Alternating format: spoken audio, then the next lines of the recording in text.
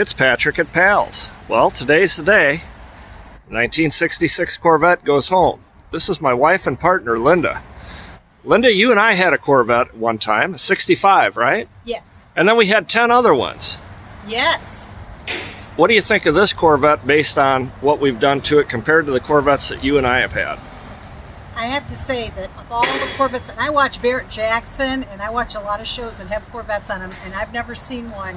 I'm not bragging or boasting, but this car is just so beautiful. I saw it all, witnessed it all going together, and just am blessed to have had the opportunity to restore this 66 Corvette. It is the most beautiful Corvette I've ever seen.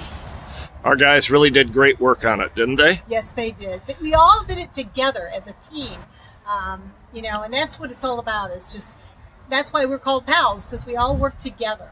And I'm just so thankful and grateful for to be able to have the opportunity to work on a car like this, and it's been a blessing throughout, from the start to the finish. Well, if you had this car, would you drive it every day? Absolutely. All right. If you have a car that needs a restoration, bring it to Pals. See you soon.